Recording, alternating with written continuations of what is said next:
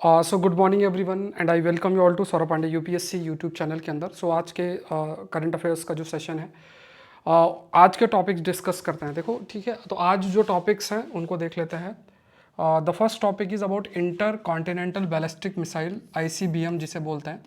उसके बाद कुमकीज़ क्या है, तो ये टॉपिक डिफेंस से रिलेटेड है। कुमकीज़ है ट्रेंड एलिफेंट जिसे हम कहते हैं, तो ये डिस्कस करेंगे। एनवायरनमेंट का टॉपिक है। Alliance for small island states की बात किया जाए तो alliance for small island states, तो ये आईआर का टॉपिक है। साइमल्टेनियस इलेक्शन पॉलिटी का टॉपिक है। इस पर बहुत बार डिस्कशन किया, तो मैंने कंटेंट आज भी ऐड कर दिया क्योंकि आई थिंक इस बार वन नेशन वन इलेक्शन का मेंस में भी प्रश्न था, उस पर हमने डिस्कशन भी किया था। China anti money export restrictions, तो ये जो टॉपिक है अगेन ये आपका एंटी मनी मतलब मिनरल से रिलेटेड, आईआर प्लस ज्योग्राफी दो में लिंक कर सकते हैं। International day for total elimination of nuclear weapon जो कि 26 ऑफ सितंबर होता है, तो ये आईआर का टॉपिक है। Global warming trends and impacts, ये आपका एनवायरनमेंट का टॉपिक है। फाजी रॉकेट्स की बात करेंगे तो डिफेंस इन न्यूज़ है। और फिर जो मैं मेंस का क्वेश्चन आपको प्रोवाइड करता हूँ दैट इज़ देयर। तो ये सारे टॉपिक्स हैं जो हम आज डिस्कस करेंगे एक एक करके। तो ये देख लेते हैं। तो यहाँ पे आज का प्रश्न देख लो, weaponization of supply chain is against globalisation.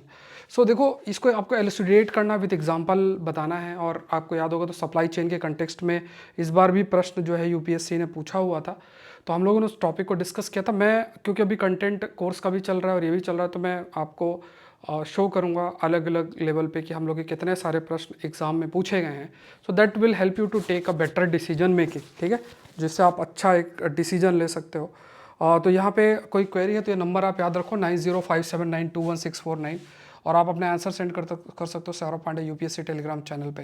तो ये आप वेबसाइट देख लो, सौरभ पांडे UPSC.com वेबसाइट है।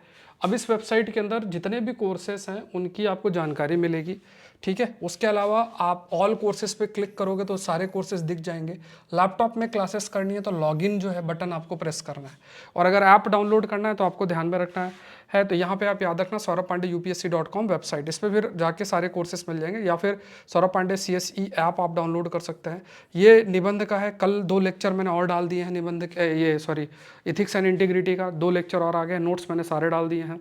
जो मैंने आपसे प्रॉमिस किया है कि मैं आपके 1250 नंबर अच्छे से करूँगा। अभी एग्रीकल्चर का नया बैच आएगा, उसके बाद ऐसे मैंने कवर कर लिया है, मतलब ऐसे हम लोग का फ्लो में है ऐसे का, ठीक है। कॉपी चेकिंग हो रही है।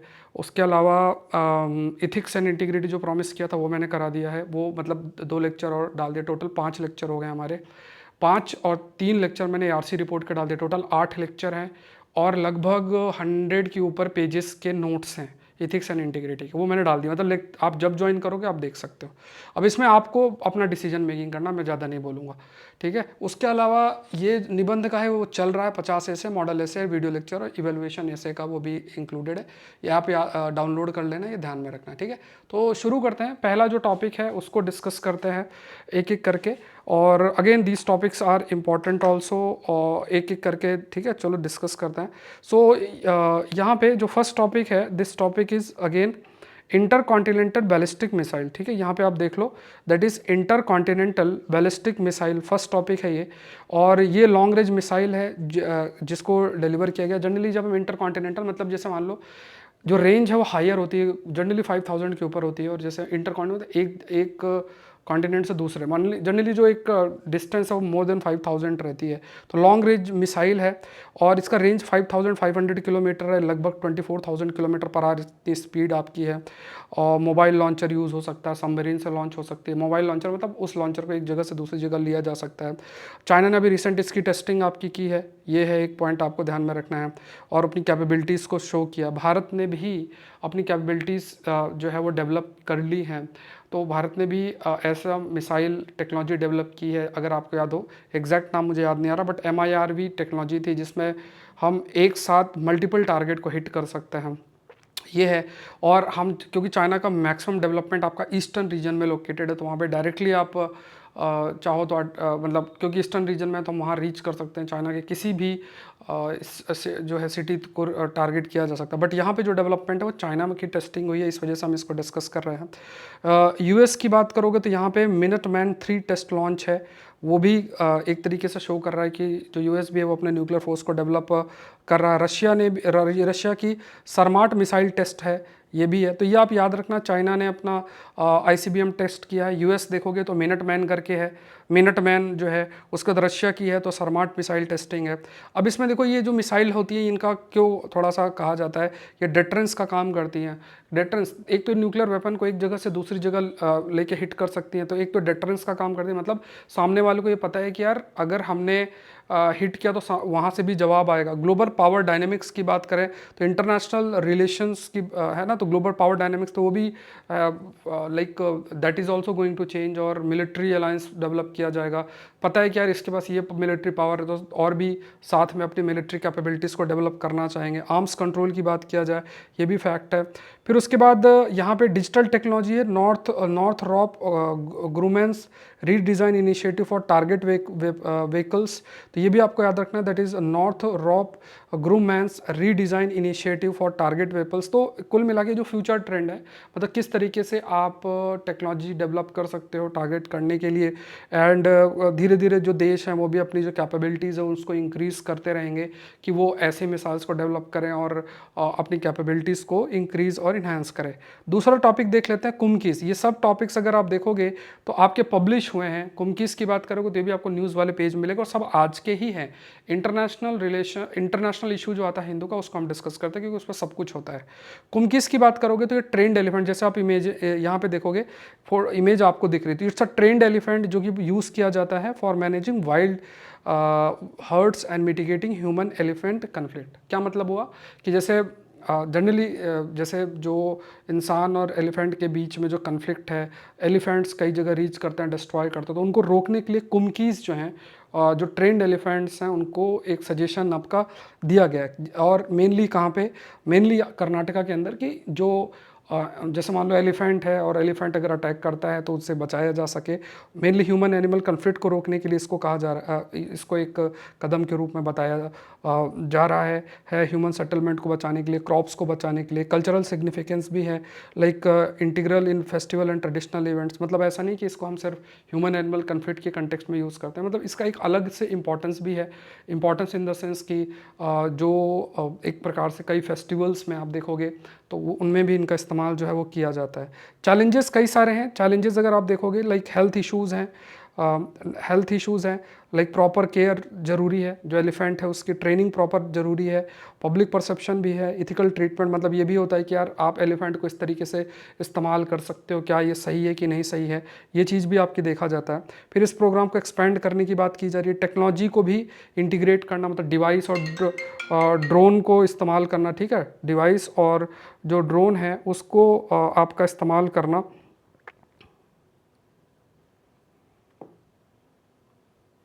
जस्ट अ मिनट, ठीक है। तो यहाँ पे डिवाइस और जो ड्रोन है उसको इनेबल करना, ये बहुत इंपॉर्टेंट है।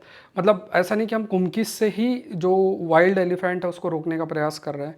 तो यहाँ पे ये भी आपका हाईलाइट किया गया है कि जो ट्रैकिंग डिवाइस और ड्रोन्स का भी इस्तेमाल आपका किया जाएगा इसमें, ठीक है। अब देखो मैंने आपको पहले भी ये चीज़ हाईलाइट कर दी है कि जो भी मेहनत है वो मेहनत आपका, मतलब मैं कंटेंट बनाने में कर देता हूँ जिससे कि आपको जो वीडियो लेक्चर है वो प्रॉपर दिखे और आप PDF के माध्यम से चीज़ें रीड कर सकते हैं। मंडे से हम लोग प्रीलिम्स की सीरीज़ भी सुबह शुरू करेंगे, जैसे 5 AM सीरीज़ हुआ करती थी वो मंडे से शुरू होगी, ठीक है। तो वो भी मॉर्निंग में आ जाएगी जिससे कि आपका प्रीलिम्स का एक ट्रेंड बने। जिनका नहीं निकल रहा है प्रीलिम्स तो उस चीज़ को थोड़ा फोकस करें, कंटेम्प्रेरी एस्पेक्ट कैसे कवर करते हैं, तो वो मंडे से आपकी शुरुआत होगी। नेक्स्ट टॉपिक देखते हैं, that is alliance of island. Alliance of island states की बात की गई, तो ये टॉपिक आपका है, ये भी एक महत्वपूर्ण टॉपिक है, दैट इज़ अलायंस ऑफ, ठीक है, अलायंस ऑफ स्मॉल आइलैंड्स। देखो ये क्या है, एक चीज़ आपको ध्यान में रखनी है कि जो alliance of small island states की हम बात करते हैं, देखो बहुत सारे ऐसी एरियाज़ हैं आपके, जैसे like let me show you. तो यहाँ पे जैसे अगर आप इस रीजन में देखोगे तो बहुत सारे ऐसे जगहें हैं जहाँ पे छोटे छोटे देश हैं, जैसे इफ़ यू कैन सी, तो ये एक जगह है, यहाँ पे आप देखो कैरेबियन आइलैंड्स हैं, इंडियन ओशन रीजन में हैं, पैसिफिक आइलैंड्स हैं। अब दिक्कत क्या है सबसे बड़ा, कि अगर सपोज क्लाइमेट चेंज आपका हो रहा है, अगर ये क्लाइमेट चेंज हो रहा है और इस है ना, अगर क्लाइमेट चेंज है, अच्छा इसका पेन तो अलग है, ये दूसरा है। अगर क्लाइमेट चेंज है आपका, तो क्लाइमेट चेंज की अगर बात करेंगे तो इससे जैसे क्लाइमेट चेंज हो रहा है ग्लोबल वार्मिंग की बात करें उससे क्लाइमेट चेंज हो रहा है ना, इससे ग्लेशियर्स की मेल्टिंग हो रही है, सी लेवल राइज आपका हो रहा है, ये सारी स्थितियाँ। तो ये छोटे छोटे आइलैंड इस चीज़ से बहुत अफेक्टेड है, मतलब इनका तो अस्तित्व ही खत्म हो जाएगा। स्टडी कहती है कि इनका जो अस्तित्व है वो अस्तित्व ही खत्म आपका हो सकता है। तो ये बहुत ही एक मैटर ऑफ कंसर्न है, क्योंकि देखो एक बड़ा अगर कोई भी डिज़ास्टर आता है मान लो सी लेवल राइज ही हो जाए या बड़ा साइक्लोन आता है, अर्थक्वेक आता है, तो ये बहुत ज़्यादा आपके अफेक्टेड होते हैं। तो इंटर गवर्नमेंटल ऑर्गेनाइजेशन है स्मॉल आइलैंड्स डेवलपिंग स्टेट्स की। अभी इनका फोकस क्या है, ये ग्रुपिंग का climate change, sustainable development, international cooperation इनका फोकस है। उसके अलावा इसमें 39 कंट्रीज़ हैं, जिसमें कैरेबियन, पैसिफिक और इंडियन ओशियन जो रीजन के देश हैं वो इसके अंदर आपके इंक्लूडेड हैं। मतलब इंडियन ओशन रीजन के जो देश हैं वो इसमें छोटे छोटे जो देश हैं वो इनको इंक्लूडेड हैं। मेनली जो स्मॉल आइलैंड स्टेट्स हैं उनके राइट्स और नीड्स पे फोकस करना, सस्टेनेबल इकोनॉमिक डेवलपमेंट पे फोकस करना, क्लाइमेट चेंज को एड्रेस करना, क्या इंपैक्ट होता है उस पर फोकस करना। COP28 जो मीटिंग हुई थी, कॉन्फ्रेंस ऑफ पार्टी मीटिंग आपकी 28th हुई थी, उसमें भी कहा गया कि ये जो स्मॉल आइलैंड देश है उनका ध्यान नहीं रखा जा रहा है, उन्हें कई सारी इशूज़ और प्रॉब्लम फेस करने पड़ रहे हैं, बट कोई भी कदम नहीं उठाया जा रहा है। फिर यूनाइटेड नेशन जनरल असेंबली की 79th रिजोल्यूशन है, तो सस्टेनेबल डेवलपमेंट इनिशिएटिव को सपोर्ट करता है। देखो इस बार जैसे टेररिज्म से रिलेटेड एक रेजोल्यूशन के कंटेक्स्ट में पूछा था, अगर आपको याद हो तो हमने डिस्कस कर रखा, बट वो बहुत पहले डिस्कस कर रखा, मुझे लग रहा बहुत लगभग 2 साल पहले। वो यूनाइटेड नेशन रिजोल्यूशन 2.1 कुछ करके था, वो मैं शो करूँगा आपको सारी चीज़। देखो इस बार जो मेंस का पेपर आया है 2024 की बात करोगे ना, तो उसमें उन्होंने जो फोकस किया है कंटेम, कुछ तो लाइक 10 मंथ्स में भी है, कुछ लोगों ने पीछे करंट अफेयर्स बहुत कवर किया है इस बार, है ना। मैं आपको सारा शो करूंगा। देखो एनालिसिस का मतलब ये नहीं होता है कि आप जो है कितने हिस्ट्री में है, कितने ज्योग्राफी में है, इससे इतना कोई फ़ायदा नहीं है आपको, क्योंकि हर साल वही ट्रेंड होता है, 5-10 नंबर ऊपर नीचे होता है, तो वो कोई बड़ी बात नहीं है। एनालिसिस का मतलब होता है कि कोई टॉपिक है उसका सोर्स क्या है, जिससे कि आप एक राइट चीज़ों को पढ़ पाओ। तो मैं अभी प्रिपेयर करके वो सारा आपको शो करूंगा और कहाँ कहाँ से आपको पढ़ना है। अगर आप देखोगे तो मैंने जीएस पेपर 1 का पूरा मॉडल आंसर्स डाले हुए हैं, एक बार आप लोग गो थ्रू होना। जीएस पेपर 2 और 3 का भी मैं इसी तरीके से आपको डालूंगा। इस बार जीएस पेपर 4 में भी 2-3 क्वेश्चन ऐसे हैं जिनको इन्होंने इथिकल डायमेंशन कंटेम्प्रेरी एस्पेक्ट से लिंक किया है, जैसे आर्टिफिशियल इंटेलिजेंस और इथिक्स को लिंक किया। अब एग्जाम से 2 हफ्ते पहले ही एक जो हर सैटरडे को मैं आपको निबंध का टॉपिक देता हूँ, उसमें आप देख लेना, चाहे यूट्यूब में चेक कर लेना, जो सैटरडे को आपका रहता है, आपका जो सैटरडे को ऐसे का टॉपिक होता है, आप देखना। तो एआई और इथिक्स को लिंक करके मैंने ऐसे का टॉपिक दिया था, बट उन्होंने इथिक्स में पूछा हुआ है। तो ये सब लिंकेज आप मतलब ट्रेंड को पकड़ पाओ, तो थोड़ा सा आप मेरे साथ मिल के पकड़ सकते हो, ठीक है। रादर आपको 10 साल वेट करने की ज़रूरत नहीं है, आप एक्सपीरियंस यूज़ कर सकते हो, और उस तरीके से अगर आप पढ़ोगे तो आपका बेनिफिट होगा, ठीक है। तो ये थोड़ा सा ध्यान में रखना है। अब नेक्स्ट देख लेते हैं साइमल्टेनियस इलेक्शन। देखो साइमल्टेनियस इलेक्शन पे हम लोगों ने बहुत चर्चा कर रखी है, मैंने कंटेंट डाल दिया है, आप रीड कर लेना। साइमल्टेनियस इलेक्शन सही है, हाई लेवल कमेटी के ऊपर डिस्कस किया है, पीआईबी के कुछ कंटेंट भी हमने ऑलरेडी डिस्कस जो है इसमें कर रखे हैं, तो ये आप रीड कर लेना, मैं इसको रिपीट नहीं कर रहा हूँ, क्योंकि ये सेम सी चीज़ें, बस आई हैव जस्ट इंक्लूडेड एक कि आपका रिवीजन हो जाए, गवर्नेंस पे क्या इंपैक्ट पड़ेगा, कॉन्स्टिट्यूशनल अमेंडमेंट के कंटेक्स्ट में है, फेडरल एस्पेक्ट में, सारे पॉइंट्स इसमें मेंशन है, टू द पॉइंट कंटेंट है। क्योंकि देखो आपको कंटेंट लिखना है 15 नंबर, मैक्सिमम 250 शब्द, इतने में आप 250 शब्द भी लिख सकते हो। इसको 2-3 बार मैंने मतलब हम लोगों ने और ज़्यादा बार डिस्कस कर रखा है, आप रीड कर लेना, जस्ट रीड इट, पीडीएफ है आपका, जस्ट गो थ्रू इट, ठीक है। Let's move to the next topic, China autonomy China anti money export restriction. अब ये टॉपिक अगर आप देखोगे, China anti money export restriction, तो ये थोड़ा सा एक महत्वपूर्ण टॉपिक हमारे लिए फ्रेम होता है, ठीक है। देखो हो क्या रहा है, लगातार जो डेवलपमेंट आपको देखने को मिल रहा है कि जो चाइना है एक टेंडेंसी अपना रहा है, that is weaponisation of supply chain. अगर आप आईआर टॉपिक को थोड़ा सा देखोगे, आईआर का जो न्यूज़पेपर है, उस पर आपको ये टॉपिक दिखेगा। तो अभी अगस्त 15, 2024 में उसने जो एंटी मनी उसके एक्सपोर्ट पर रिस्ट्रिक्शन लगा दिया, रीज़न दिया नेशनल सिक्योरिटी का, और ये 15 सितंबर से ये लग गया। अब ये ग्लोबल सप्लाई चेन को अफेक्ट करेगा। अगर आप देखोगे इसी सप्लाई चेन के कंटेक्स्ट में यूपीएससी ने भी प्रश्न इस साल मेंस में पूछा और भारत को अल्टरनेटिव के रूप में किया। तो यहाँ पे जो एक संस्था भी, मतलब एक ऑर्गेनाइजेशन भी का भी गठन हुआ था, जिसमें सप्लाई चेन रिजिलियंस, मतलब कि जो सप्लाई चेन है वो मेंटेन रहे, उसके लिए भारत, यूएस और कई देश मिलकर प्रयास कर रहे हैं। उस कंटेक्स्ट में मेंस में प्रश्न पूछा था, वो भी हमने डिस्कस किया था, मैं आपको बताऊंगा। तो यहाँ पे भी देखोगे सिग्निफिकेंस है impact of global supply chain, specially defence sector, वो अफेक्ट आपका होगा। ठीक है, देखो एंटीमनी जो है वो बहुत जगह पे इस्तेमाल, जैसे मैं थोड़ा सा अगर इमेज आपको दिखाऊं, इसमें इमेज जैसे ये देख रहे हो ना, ये पर्पल कलर में, इफ़ यू कैन सी, ये है जो ये एंटीमनी का है। तो ये एंटीमनी है, तो इसका इस्तेमाल बहुत सारे इसमें जो है वो किया जाता है। तो ये एक स्ट्रेटजिक मिनरल है, मिसाइल है, सेंसर है, इन सब में इसका इस्तेमाल किया जाता है। अब उन्हें सिक्योरिटी रीजंस की वजह से उसने एक तरीके से कह दिया कि हम नहीं देंगे। अब जनरली जो ये स्थिति होती है जिसमें कोई देश देने से मना करता है, और देने से मना करने के पीछे जो एक रीज़न हाईलाइट करता है वो अपना नेशनल सिक्योरिटी करता है, या फिर कहेगा कि देखो मेरा ये बात मानोगे तभी हम देंगे। तो ये जो टेंडेंसी है उसके लिए एक शब्द यूज़ होता है, हमेशा याद रखना, that is weaponisation of supply chain. ठीक है, that is weaponisation of supply chain शब्द जो है वो हम यूज़ करते हैं, ये ध्यान में रखना है। तो यहाँ पे strategic minerals for military equipments, missile है, सेंसर्स है, उसमें यूज़ होता है। Part of broader counter measures again western sanctions, मतलब ये कहा जाता है कि जैसे, क्योंकि देखो चाइना को इस बात का बहुत अच्छे तरीके से इल्म है, ये ज्ञान है, उसको पता है कि जितने भी क्रिटिकल मिनरल्स हैं उसमें वो सबसे ज़्यादा डोमिनेंट है।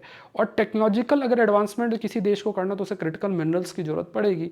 तो चाइना अगर उसको नहीं देगा तो उस देश की जो टेक्नोलॉजिकल डेवलपमेंट है दैट विल बी अफेक्टेड, और इस बीच में उसको मौका मिल जाएगा और वो फिर अपना टेक्नोलॉजिकल एडवांसमेंट अचीव कर लेगा और विश्व की आर्थिक स्थिति को वो कंट्रोल कर सकता है। तो ये चाइना जो है अपना डोमिनेंस मेंटेन करना चाह रहा है। तो अगर आप देखोगे चाइना का लगभग, if you can see, China has a near monopoly over critical minerals. लगभग 60% रेयर अर्थ प्रोडक्शन, 80% जो प्रोसेसिंग है वो चाइना के द्वारा ही आपकी की जाती है। ठीक है, 80% जो है वो चाइना के द्वारा आपको की जाती है। तो यहाँ पे इस चीज़ का थोड़ा सा आपको ध्यान में रखना। तो यहाँ पे थोड़ा सा अगर आप इस माइंड मैप को थोड़ा सा देखोगे तो चाइना एंटीमनी जो एक्सपोर्ट की बात करें तो इसका इम्पैक्ट डिफेंस सेक्टर खासतौर से इससे इम्पैक्ट होगा। ठीक है, defence sector is going to be affected. उसके बाद ग्लोबल सप्लाई चेन अफेक्ट होगी। उसके बाद वेस्टर्न सैंक्शन के खिलाफ एक कदम उठाया जा रहा है और लगभग जो रेयर अर्थ एक्सपोर्ट है वो आपका अफेक्ट होगा। इंटरनेशनल, क्योंकि इंडिया का भी स्ट्रेटजिक डिपेंडेंस है, ईयू और यूएस भी इसके लिए वनरेबल है। फ्यूचर इंप्लीकेशन है, इससे वेपनाइजेशन ऑफ रिसोर्सेज भी होगा। तो एक तरीके से देखो, एक जो शब्द यहाँ पे आप याद रखो, एक अच्छा शब्द जो यूज़ हो रहा है वो है वेपनाइजेशन ऑफ रिसोर्सेज। मतलब आप रिसोर्सेज को वेपनाइजेशन शब्द का मतलब आप उस टूल को किसी को ब्लैकमेल करने में, किसी को ज़बरदस्ती फोर्स करने में यूज़ कर रहे हो, तो इसलिए हम वो शब्द यूज़ करते हैं, वेपनाइजेशन शब्द का जो है हम चयन करते हैं। 80% प्रोसेसिंग, चाइना में 60% जो रेयर अर्थ की बात करें उसमें भी चाइना का डोमिनेंस है। तो ये कुछ पॉइंट्स आपको ध्यान में जो है वो रखने हैं। अब यहाँ पे like for example 2010 incident with Japan over rare earth export. Recent action देखा जाए तो गैलीनियम और जर्मेनियम में किया गया था, अब एंटीमनी में किया जा रहा है in response to US semiconductor, जो सेमीकंडक्टर कंट्रोल है उसके कंटेक्स्ट में गैलियम और जर्मेनियम पे किया गया है चाइना के द्वारा। फिर उसके बाद ग्राफाइट जो मटेरियल है जो यूज़ होता है ईवी मटेरियल, वो भी उसमें भी किया गया। मतलब रिस्ट्रिक्शन चाइना ने रखा है और इससे काफ़ी अधिक आप कह सकते हो, क्योंकि देखो बहुत सारे देशों का चाइना पर निर्भरता, उस चीज़ का चाइना यूज़ कर रहा है लगातार। और चाइना की जो फॉरेन पॉलिसी उस पर भी शिफ्ट है। अब वो चाइना, देखो बहुत अच्छी लाइन आप याद रखना कि अब वो पॉलिटिसाइजेशन से वेपनाइजेशन की तरफ आपका जा रहा है। वेपनाइजेशन का मतलब पहले उसने वेपनाइजेशन ऑफ सप्लाई चेन किया, अब वो वेपनाइजेशन ऑफ रिसोर्सेस कर रहा है कि देखो आपको हमसे चाहिए तो हम पर अगर आपने ये सब किया तो हम आपको देंगे ही नहीं, या प्रेशर बनाने की कोशिश करेगा। इसे वेपनाइजेशन जो है वो कहते हैं। तो यहाँ पे वो मिनरल्स को यूज़ कर रहा है, रिसोर्सेज को यूज़ कर रहा है एज अ वेपनाइजेशन टूल के रूप में कर रहा है। अब यहाँ पे China minerals as a leverage के रूप में यूज़ कर रहा है। साथ में ये भी है कि एक्सपोर्ट कंट्रोल जो है और ज़्यादा कंट्रोल जो है वो होगा, कंट्रोल होगा। वेस्टर्न जैसे जैसे रिश्ते वेस्टर्न कंट्रीज से आप कह सकते हो कि वेस्टर्न कंट्रीज से रिड्यूस होगा। हैवी रिलायंस है क्रिटिकल मिनरल्स, भारत का भी है, लिथियम, निकल, कोबाल्ट, कॉपर, चाइना पे हम निर्भर हैं उस पर। इंपोर्ट कॉस्ट की बात करें वो भी बहुत है हमारा। अब यहाँ पे इंडिया को अपना अल्टरनेटिव सप्लाई चेन डेवलप करना पड़ेगा और लाइक अलग अलग देशों, यूएस है जो डेमोक्रेटिक वैल्यू उस पर हैं देश, यूएस और दूसरे देश हैं, उनके साथ मिलकर हम क्या है एक अपनी पार्टनरशिप भी डेवलप करें विथ लाइक माइंडेड कंट्रीज, उनके साथ मिल चल के और फिर आगे प्रयास करें और कार्य करें। ठीक है, ये ध्यान में रखना है। तो ये प्रश्न इस कंटेक्स्ट में इस बार मेंस में भी आया है, तो ये थोड़ा सा देख लेते हैं, ये भी बहुत आपका महत्वपूर्ण है। ठीक है, क्योंकि देखो ये सब थोड़ा समझना, और जैसे कभी भी टॉपिक ना जल्दीबाजी में नहीं करना है। जल्दीबाजी में तो चलो देखो मैंने कंटेंट आपको सारा दे दिया, मैंने आपको एक्सप्लेन कर दिया, अब आप थोड़ा सा मंथन किया करो। जो आपका समय बच रहा है ना उसमें थोड़ा मंथन किया करो, सोचने का कोशिश किया करो कि अच्छा ये टॉपिक है, अच्छा ये है ना, क्या है कैसा है, दूसरे टॉपिक से लिंक करो, ये बहुत इंपॉर्टेंट है। देखो सिलेबस के एक हिस्से को दूसरे से लिंक करना आप सीख लोगे, वही यूपीएससी का खेल है कि मतलब वो ग्लोबलाइजेशन को वुमेन से लिंक करेंगे या वर्किंग वुमेन से करेंगे, अब दोनों टॉपिक आपके सिलेबस में है, यही है। तो मतलब जब आप जैसे सिंपल सा प्रोसेस है, सारे जितना भी कंटेंट सिलेबस के अंदर मेंशन्ड है उसको कंप्लीट करो, उसके बाद कंटेम्प्रेरी एस्पेक्ट को फॉलो करो और उसको जो है आपको मतलब लिंकेज करना और आंसर राइटिंग इतना करना है। अब इसमें देखो जो मतलब जिनका सिलेक्शन जिनका होगा वो एक राइट टाइम पे राइट डिसीजन ले पाएंगे, और जिनको मतलब थोड़ा सा टाइम पास में ज़्यादा बिलीफ है तो फिर वो आपको भी पता है कि वो डिसीजन को डिले करना, चीज़ें ना कवर करना, सिलेबस के अकॉर्डिंग ना पढ़ना, अपना कंफर्ट जोन के बाहर ना निकलना। ठीक है, कि किसी चीज़ को 3-3 4-4 घंटे करना चाहेंगे जहाँ पे वो आधे घंटे का काम है, तो वो चीज़ थोड़ा सा आपको अवॉइड करना है। यहाँ पे देखो डिमोटिवेशन की ज़रूरत नहीं है कि यहाँ पे आप डिमोटिवेट हो रहे हो। देखो अभी मैं भी मान लो ये सेशन आपको कंडक्ट करा रहा हूँ, इसको 2 घंटा 3 घंटे में भी किया जा सकता है, बट टाइम को समझने का प्रयास करो। अगर मैं इस सेशन को 3 घंटे में करूँगा तो क्या मतलब है, आप कभी सेलेक्ट ही नहीं होगा। अगर आप एक सेशन करंट अफेयर 5 घंटे कर रहे हो तो कभी सिलेक्शन ही नहीं होगा, सिंपल सी बात है।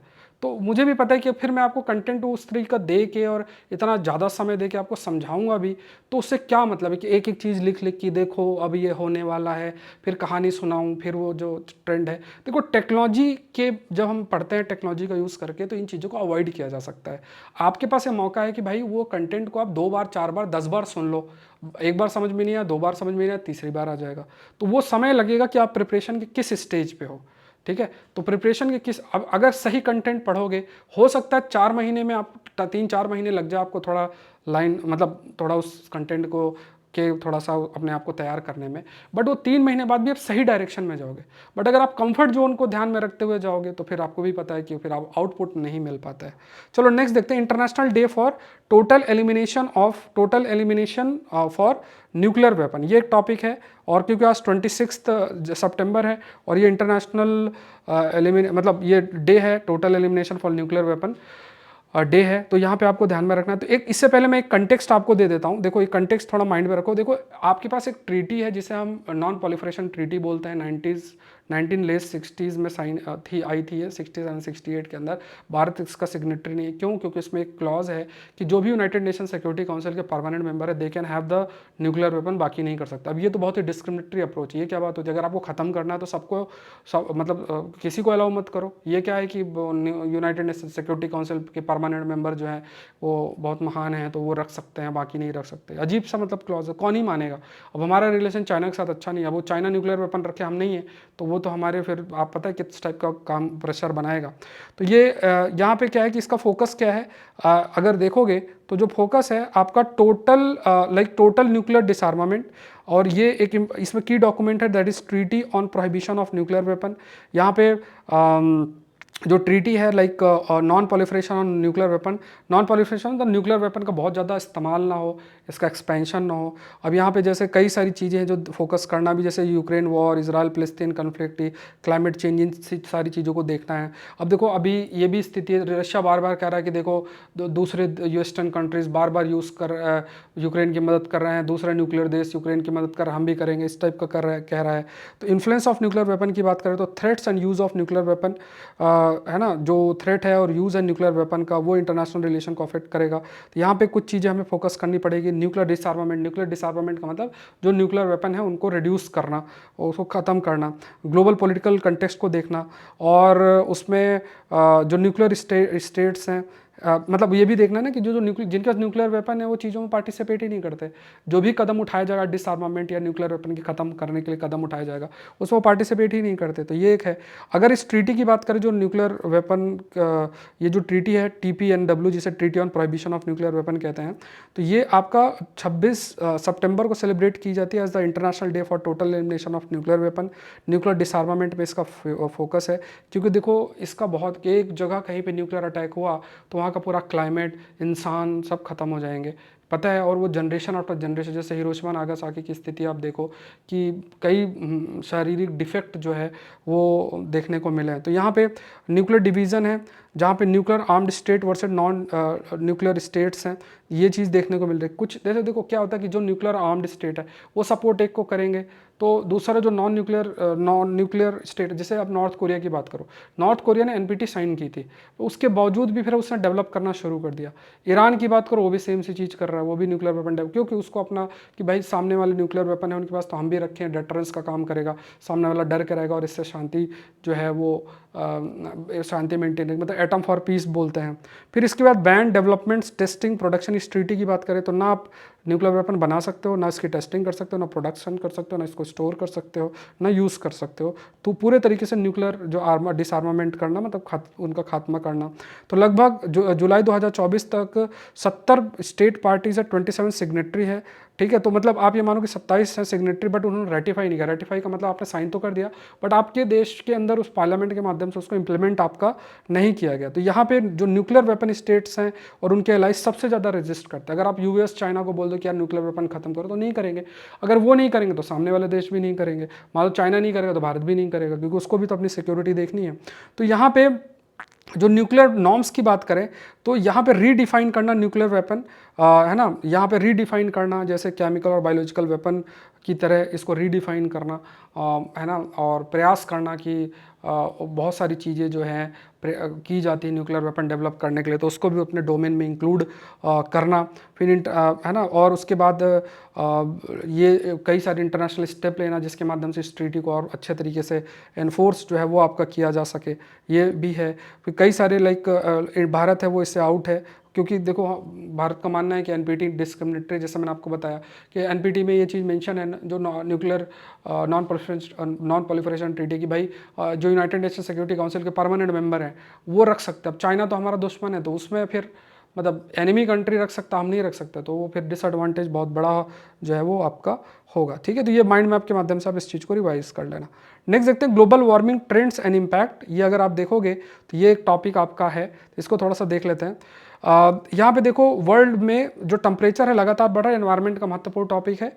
World has cross the 1.5 degree Celsius warming threshold, मतलब देखो जैसे जैसे टेम्परेचर अर्थ का बढ़ेगा, आप समझो बात को कि जैसे जो सी सरफेस टेम्परेचर बढ़ेगा, साइक्लोन की फ्रीक्वेंसी बढ़ेगी, आपका जो बर्फ़ है पिघलेगी, आर्टिक ब्लू ओशन इवेंट होगा, मतलब जो बर्फ़ है वो पिघल के आर्टिक रीजन का वो समुद्र बन जाएगा, नीला पानी बन जाएगा। बर्फ़ की प्रॉपर्टी डिफरेंट होती है, पानी की प्रॉपर्टी डिफरेंट होती है। बर्फ़ पानी को जो है रिफ्लेक्ट करता है, जिसे अल्बीडो बोलते हैं, और पानी जो है जो पानी है, वाटर है, वो सूरज की रोशनी को एब्जॉर्व करता है, और उसको एब्जॉर्व करके जो आप कह सकते हो वो एब्जॉर्व करके, और जो पानी वो हीटअप होता है, लेकिन बर्फ़ की ऐसी प्रॉपर्टी नहीं है। तो पूरा का पूरा आप समझो कि आर्टिक रीजन के अंदर अगर बर्फ़ की जगह पानी आ जाएगा तो पूरा का पूरा एटमॉस्फेरिक सर्कुलेशन अफेक्ट होगा, प्लानिटरी विंड्स जो है वो अफेक्ट होंगे। ये कनेक्टिविटी आपके माइंड के अंदर होनी चाहिए। अब यहाँ पे देखो साइक्लोन्स और drought, flood, droughts, wild fires, आग लगना, कहीं सूखा पड़ रहा है, कहीं बहुत बारिश हो रही है, कहीं पे, है ना। तो ये सारी स्थिति देखो, दिक्कत क्या होती है कि जब हम बात करते हैं ना कि बारिश होना, तो अब क्लाइमेट चेंज में क्या हो रहा है, देखो बारिश तो उतना ही होगा। आज से दसों हजार साल पहले जितना पानी अर्थ में था आज भी उतना ही है, बट पॉइंट क्या है, उसका डिस्ट्रीब्यूशन चेंज हो रहा है कि वो समुद्र में है, नदी के फॉर्म में, फ्रेश वाटर है, पॉन्ड्स में है, या मॉइस्चर में। हाई टेम्परेचर में जो फ्रीक्वेंसी है मॉइस्चर के फॉर्म में पानी का मौजूद होना, वेपर फॉर्म में पानी का मौजूद होना, वो ज़्यादा हो जाता है, और वो फिर कहीं ना कहीं वी कैन से कि मतलब फिर कहीं बारिश होगी, कहीं नहीं होगी, कहीं बहुत ज़्यादा होगी, अपने आप समय के अनुसार कभी भी बारिश होने लग जाएगी। तो इससे पूरा एग्रीकल्चर अफेक्ट होगा, इकोनॉमी अफेक्ट होगी, है ना, हर चीज़ अफेक्ट होगी। क्योंकि देखो सब कुछ, चाहे एग्रीकल्चर हो चाहे इकोनॉमिक एक्टिविटी है, सब एक टाइम बाउंड मैनर में होती है। तो अगर अनटाइमली वे में बारिश हो रही है, अनटाइमली वे में सूखा पड़ रहा है, कुछ भी ऐसा होगा, तो वो पूरी इकोनॉमिक एक्टिविटी की जो साइकिल है किसी देश की, वो अफेक्ट करेगा। इकोनॉमिक एक्टिविटी में जैसे एग्रीकल्चर आ जाएगा, या किसी सर्विस सेक्टर आ गया, किसी की भी बात करो, एवरीथिंग विल बी अफेक्टेड, ठीक है। तो यहाँ पे कहा गया कि जैसे because of the 1.5 degree warming की वजह से डेडली हीट वेव्स होगा, साइक्लोन फ्लड्स हैं, ड्रॉट एंड वाइल्ड फायर है। और ये सबसे बड़ा पॉइंट इसमें हाईलाइट किया गया है कि देखो जो प्रिडिक्शन है, आप कह रहे हो कि यार अभी इतना मॉइस्चर, इतना विंड है और यहाँ बारिश होगी, यहाँ नहीं होगी, यहाँ सूखा होगा, नहीं होगा। तो जो प्रिडिक्शन है, जो मेट्रोलॉजी आपकी प्रिडिक्शन करती है, तो वो उसका आप कह सकते हो उसका जो प्रिडिक्शन है, वो प्रिडिक्शन की एक्यूरेसी बहुत रिड्यूस हो रही है। Why? Because of the temperature, क्योंकि टेम्परेचर इंक्रीज होके जो भी नए तरीके के कहीं पे जो चेंजेस हो रहे हैं, तो वो जो चेंजेस है उसका इम्पैक्ट किस प्रकार से होगा, वो हिस्टोरिकल डेटा में नहीं है। तो आप कैसे प्रिडिक्ट करोगे, दैट इज़ अ चैलेंज। तो कहीं ना कहीं जो ये टेम्परेचर बढ़ा है, इससे आपका जो प्रिडिक्शन है, खासतौर से मेट्रोलॉजी के कंटेक्स्ट में मौसम विभाग के लिए बहुत इंपॉर्टेंट, बहुत अफेक्ट हुआ है। तो अब देखो लोगों का, सोसाइटी का इम्पैक्ट की बात करें तो लोगों का loss of life, property, infrastructure है। कहा जाता है कि देखो जो डेवलपमेंट है, that development is going to like जो डेवलपमेंट है, दैट डेवलपमेंट इज बेसिकली, अगर हमने उसको एनवायरमेंटल एस्पेक्ट को ध्यान में नहीं रखा, so that development is going to be arrested, can be arrested and reversed by the disaster. कि डिजास्टर पूरे तरीके से उस डेवलपमेंट का खात्मा जो है वो कर सकती है। तो इसलिए डिजास्टर एस्पेक्ट को ध्यान में रखना है। तो यहाँ पे जैसे बहुत सारे इवेंट्स देखने को मिल रहे हैं, हरिकेन्स हैं, मॉनसून, एल नीनो, ला नीना, इंडियन ओशन डाइपोल, इन पर अलग से लेक्चर मैंने ले रखा है। फिर उसके बाद है ना increased frequency of natural disaster, short term जो वार्मिंग डेटा लिमिटेशन है। मतलब एक चीज़ ये भी है कि आप कैसे प्रिडिक्ट करोगे, जैसा अभी मैंने आपको बताया, क्योंकि हिस्टोरिकल डेटा इसके रिलेटेड है भी नहीं। अब यहाँ पे फ्यूचर के अंदर फिर एआई का इस्तेमाल बढ़ेगा, मशीन लर्निंग, बहुत सारी हाई टेक्नोलॉजीज़ की ज़रूरत पड़ेगी, जिसके माध्यम से जो ये बदलाव क्लाइमेट में हो रहे हैं उनके बेसिस में आप चीज़ें प्रिडिक्ट जो है वो आप कर सको। तो अनसर्टेनिटी बहुत बढ़ जाएगी, ये बहुत है। और फ्यूचर प्रिडिक्शन, क्योंकि देखो प्रिडिक्शन मैटर भी करता है, क्योंकि देखो कोई डिजास्टर हो रहा है उससे पहले ही अगर हमने हाईलाइट कर दिया कि देखो ये डिजास्टर है, तो हम कदम उठा सकते हैं। मान लो बारिश बिल्कुल भी नहीं है और आपने गेहूँ चावल लगा दिया, तो अगर बारिश ही नहीं होगी तो फिर वो जो आपका चावल का प्रोडक्शन अफेक्ट होगा, इससे किसान अफेक्ट होंगे। या मान लो कोई भी डिजास्टर की स्थिति है, उसको पहले से हमें पता है, तो हम लॉस ऑफ लाइफ और लाइवलीहुड को कई कदम उसके लिए अपना सकते हैं। नेक्स्ट देखते हैं, फाडी रॉकेट की बात किया जाए, ठीक है। तो ये एक टॉपिक आपका आता है। कमेंट सेक्शन में बताना कि आई होप आपको कंटेंट विजिबल है और कंटेंट जो है आप देख रहे हो, इतना एफर्ट लिया जा रहा है, तो एक लाइक बटन प्रेस करना जरूर से। आप जो है सेशन को लाइक तो करना ही, सब्सक्राइब भी चैनल को करना, जहाँ मौका मिले वहाँ पे देखना भी, ठीक है। नेक्स्ट टॉपिक देख लेते हैं। यहाँ पे आपका जो नेक्स्ट टॉपिक है, दिस इज़ फाडी रॉकेट। अभी न्यूज़ में तो याद रखना, ये हिजबुल्ला जो है अभी उसके द्वारा डेवलप किया गया है। फाडी 1, फाडी 2, फाडी 3, ये इजरायली मिलिट्री बेसिस को टारगेट कर रहा है, हाई पावर और इसका प्रिसीजन कम है, तो ये थोड़ा सा आपको ध्यान में रखना है, ठीक है। तो यहाँ पे याद रखना, सौरभ पांडे UPSC.com वेबसाइट पे जाओगे, जितना भी आपको यहाँ पे आपको मैगजीन मिल जाएगी, GS रिपोर्टर, इसके अलावा आपको जो है पुराने जितने भी कंटेंट है वो आपको मिल जाएंगे, सारा आपको अवेलेबल है यहाँ पे। कोर्सेस आपको मिल जाएंगी और यहाँ पे लॉगिन बटन है, अगर लैपटॉप में क्लासेस करनी है सारे कोर्सेज की जानकारी मिल जाएगी, ठीक है। कोई क्वेरी है तो ये नंबर है आपका, इस नंबर पर आप मुझे मैसेज कर सकते हैं। ये सारी चीज़ें हैं। इसका सौरभ पांडे CSE आप जरूर से डाउनलोड करें। और यहाँ पे इथिक्स एंड इंटीग्रिटी का मैंने कल 2 लेक्चर और डाल दिए हैं। कंटेंट जब ज्वाइन करोगे पढ़ना शुरू कर दो। 8 मॉड्यूल के पूरे नोट्स पढ़े हैं, 5 जो है लेक्चर डल गए, प्लस ARC रिपोर्ट जो इथिक्स एंड गवर्नेंस वो भी डाल दी है।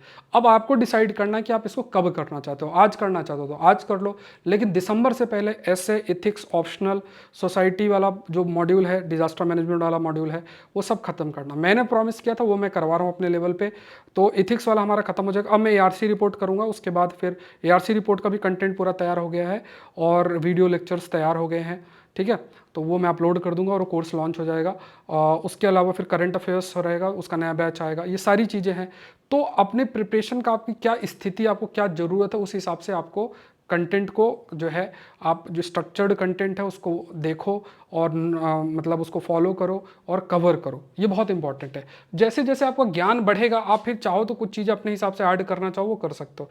ये मिस मत करना। ऐसे का जो है 150 ऐसे हैं, मॉडल ऐसे है, प्लस इसमें वीडियो लेक्चर्स है और इवेल्युएशन ऑफ ऐसे है। तो अभी भी आप ज्वाइन कर सकते हो जब भी आपका मन करे। सौरभ पांडे CSE आप जरूर से डाउनलोड करना है। बाकी ये कोर्सेस है इतने सारे, प्रीलिम्स टेस्ट सीरीज भी, इथिक्स एंड इंटीग्रिटी है, सब कोर्स सारी चीज़ें हैं।